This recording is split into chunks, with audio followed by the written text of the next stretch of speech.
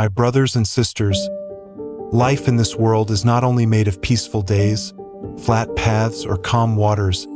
Everyone, at some point, will face trials, and those who serve God are not spared from them. On the contrary, they are often tested more severely. But the word is clear in the book of James, chapter 1. It is written, "Consider it pure joy, my brothers and sisters, whenever you face trials of many kinds." Yes, joy, because it is in the storms that the chosen ones are forged. It is in the fire of adversity that the gold of faith is purified. God does not allow his children to go through struggles without purpose. Every tear, every pain, every sleepless night has an eternal meaning. Trials produce perseverance, and perseverance perfects us. Faith that is not tested is not solid. Trust that has never faced the desert does not know the value of living water. Remember, the same God who allows the trial sustains you in the midst of it. He knows the weight you carry. He knows the silent wars you face. And he promised, "Never will I leave you, never will I forsake you." But there is still another enemy, temptation. And James warns, when tempted, no one should say, "God is tempting me." For God cannot be tempted by evil, nor does he tempt anyone. Temptations do not come from God. They are born from the desires of our own hearts, and when nourished, they give birth to sin, and sin, when it is finished, brings forth death. Therefore, watch, recognize your own limits, turn your eyes away from what distances you from God, feed on the Word, because only a heart full of divine presence resists the enemy's traps. But there is a promise, an eternal promise for those who persevered. It is written, "Blessed is the one who perseveres under trial, because, having stood the test, that person will receive the crown of life that the Lord has promised to those who love him." And to understand the power of this perseverance, one only needs to look at the life of a man named Daniel in times of cruel kings and arrogant empires. God always raised up righteous men to make his glory shine. And among these names, Daniel stood out as a symbol of faithfulness, courage, and deliverance.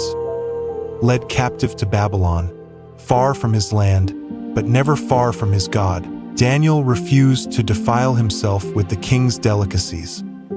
While others bowed down before idols, he remained firm, praying 3 times a day, facing Jerusalem. Because of his integrity, King Darius appointed him over the entire empire. But envy arose in the hearts of the wicked, and they plotted against him.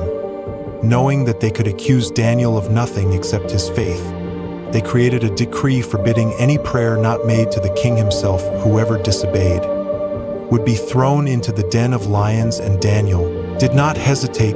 He opened his windows, and as he always did, he prayed and gave thanks to God. For this, he was thrown into the den. But that night, the heavens descended to the depths of the earth. Daniel's God sent his angel and shut the mouths of the lions. In the morning, King Darius, distressed, rushed to the den and cried out, "Daniel, servant of the living God, has your God, whom you serve continually, been able to rescue you from the lions?" And from the darkness of the den, a voice echoed, "O King, live forever. My God sent his angel and shut the mouths of the lions. They have not harmed me, because I was found innocent in his sight."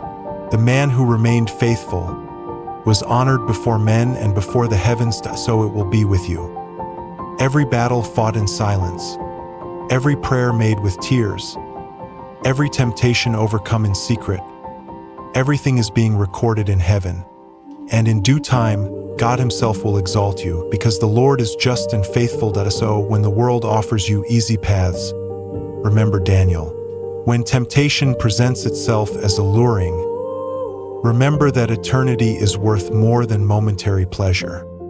And when pain makes you doubt, remember that even Jesus in Gethsemane cried, but he remained. You are not alone. The battles are many, but greater is he who is with you. And at the end of the journey, there will be a reward. the crown of life, the eternal embrace of the Father, and rest for the soul. Stand firm, persevere, resist, because trials forge the chosen ones.